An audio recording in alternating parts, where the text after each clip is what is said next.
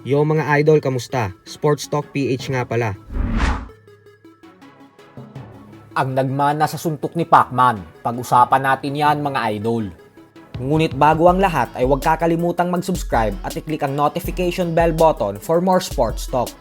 So alam nga po nating lahat na sa mga anak ng ating pambansang kamauman ni Pacquiao ay si Jimwell Pacquiao at Eman Bacosa talaga yung nahilig sa boxing at gustong sumunod sa yapak ng kanilang ama, kung saan pareho na silang professional boxer at regular na nag-e-ensayo para mas lalong lumakas at gumaling. Pero madaming fans nga po ang nagsasabi na ang tunay daw na nagmana sa galaw ng ating pambansang kamao ay si Michael Pacquiao. Halos 4 na taon na ang nakakalipas magmula ng unang makita ng mga fans ang mga galaw ni Michael, kung saan madami ang namanghanang dahil sa ganda ng galaw nito sa mga meets training niya. Bukod dyan ay taong 2023 din ay sumabak din ito sa kauna-unahang pagkakataon sa isang amateur fight, kung saan nakuha niya ang panalo. Pero ito na po ang huling laban niya sa amateur boxing. Mismo si Michael na po kasi ang nagsabi na hindi na daw siya ulit sasampa sa ibabaw ng lona, at bagko sinubukan niya lang daw talaga para magkaroon ng experience. Mas nahilig po talaga kasi si Michael sa paggawa ng musika. Bukod dyan ay pinasok na din ito ang politika bilang konsehal sa General Santos City. Pero sa pinost po ni Michael sa kanyang official Facebook page ay madami ang namangha sa lakas ng suntok nito.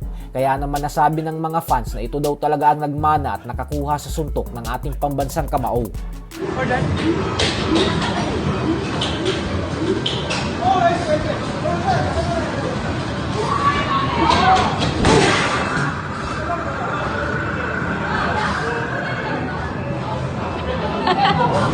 Kumbinsido ang mga tao na kay Jimwell at Bacosa napunta yung passion sa pagboboxing.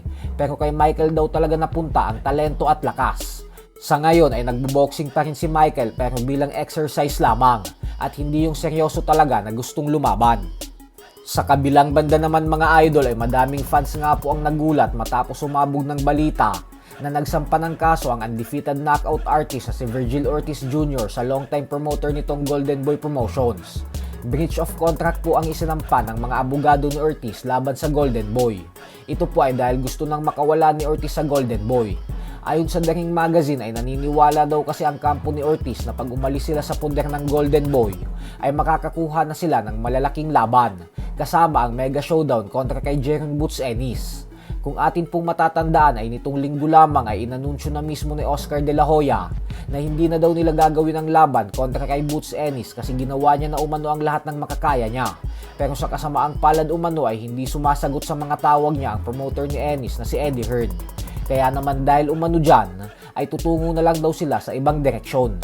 Bagay naman na hindi ikinatuwa ni Ortiz kasi pinangakuan siya ng Golden Boy na makukuha niya ang mega fight kontra kay Ennis. Ito ang nag-uudyok sa kanya ngayon na magsampa ng kaso at umalis sa puder ni De La Hoya. Bagay na may punto naman dahil halos isang dekada na siya sa Golden Boy Promotion at hinug na din siya. Pero hanggang ngayon ay wala pa din siyang malaking laban.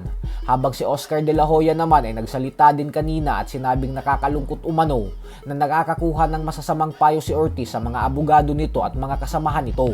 Pero ganun pa man ay lalaban daw siya sa kaso at kumpiyansa umano siya na mababaliktad ito pagdating sa korte kasi si Ortiz daw ang lumalabag sa kasunduan nila sa mga pinirmahang kontrata.